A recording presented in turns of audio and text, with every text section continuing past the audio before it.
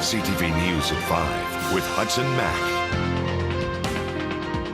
A world-renowned lodge on the mouth of Night Inlet has been reduced to ashes after fire ripped through its grounds. Guests and staff at the lodge at Night Inlet had to scramble into boats to escape the flames. A staff member spotted the fire coming from one of the lodge buildings at about 5 o'clock this morning. The staff on site tried to fight the flames as best they could, but they realized it was too far gone. The flames spread quickly. It took crews about 45 minutes to get there by boat. The owner of the Night Inlet Lodge says the fire comes at the peak of the fall bear viewing season when the grizzlies gather to feed on salmon in Glendale Cove. Our inbound clients, we're breaking the news to them. The people who came today, it was very tough because a lot of them have planned a year in advance to come to the place, and they arrive and we're not there.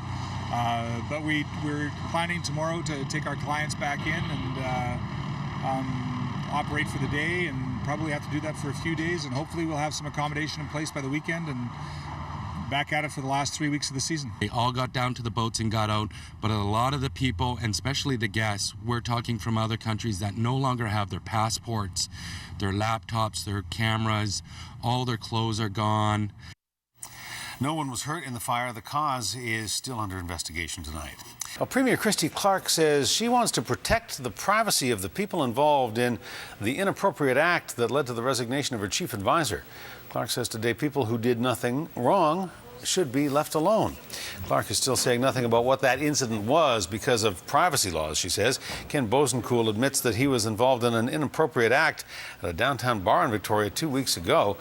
Yesterday, he stepped down as her chief of staff, releasing a public letter of resignation, which he wrote to the Premier, but it left many questions unanswered about what happened that night. Today, Clark faced many of those questions. Among them, why didn't she suspend Bosenkool right away instead of conducting a 2-week investigation? We followed all the procedures that were set out, and I think to tell you anything more than that might give you more details about what happened than I am legally allowed to share. We'll just have to trust you on this one, that you weren't trying to postpone the reckoning or put it off. We just have to trust you. Well, I think you understand the laws in the province, and the laws are that we have to respect people's privacy. In his letter of resignation, Bosenkool says he let his family down, but didn't elaborate. Nan Doyle is now the Premier's new chief of staff. With the hunting season upon us, police in Saanich are concerned that urban deer poachers may be on the prowl again. And there's no shortage of prey. Last year, you'll recall, someone with a crossbow was killing deer in Saanich, neighborhoods throughout the municipality. Officers say not only is hunting illegal within city limits, it puts people at risk. We expect that we'll likely run into the same situation again this year. And, you know, we may not even know that it's occurring in our community if these poachers come and go and they're successful and nobody sees what they've done. It might go unreported. And we've heard incidents over the years where simply blood spatter is reported to us, and it's likely that a deer got taken and nobody saw it. Police in Saanich and in other jurisdictions are asking you to be vigilant. If you suspect somebody is stalking deer in your neighborhood, report it immediately to police. Well, there's a group of anglers on the Fraser River who have managed to reel in another massive catch. You might describe this one as the sturgeon general. A group of accountants on a fishing trip near Chilliwack were shocked last week when their boss reeled in this monster, an 11-foot, 8-inch sturgeon. The group estimates the fish weighed in at more than 1,000 pounds. It took nearly an hour to reel it in. Like, we had 2 people pulling up on the rod at the same time just because we just didn't have enough, one guy didn't have enough power just to pull that fish up. And when we actually got to see the fish, the sheer girth of the fish, it was absolutely way bigger than anything I'd ever seen. That fish had a 59-inch girth on it when we had a chance to go and do all the measurements on the shore. They're still trying to figure out and estimate how old this sturgeon is. Others that size could be about 100 years old. The fish was tagged and then released. An NDP fisheries critic is bringing his fight to stop illegal shark finning to Vancouver Island.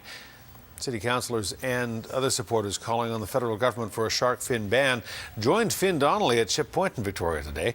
Donnelly says sharks play an important role in our waters and people kill about 73 million sharks a year. Students in Victoria say they want the island to be fin-free. If all the sharks are gone because of shark finning, our ecosystem will all fall apart. Scientists say within 10 years, 90% of many species could be gone. I can't imagine a world without sharks. So our restaurants have come on board and said we're going to be fin free. Hopefully we can work together as a region to make sure it's not served in the region at all. So far, 6 BC municipalities have passed motions prohibiting the possession, the trade, sale, or distribution of any shark fin products in their jurisdiction. That includes Nanaimo, Port Moody, and Coquitlam. If you would like to sign the petition against shark finning, you can go to findonnelly.ca. Well, there's a toy store on Vancouver Island going above and beyond to help lift the spirits of seriously ill children at Victoria General Hospital. Staff at Toys R Us in the Mayfair Shopping Centre handed over gift cards worth $2,000 to Vic General today. Employees raised the money in support of the Starlight Children's Foundation. All of the proceeds go towards buying toys for sick kids to help add a little joy to their stay in the hospital. It's a tremendous gift to us. I think one of the most important things for children is an opportunity to play, and having toys for children is really normal.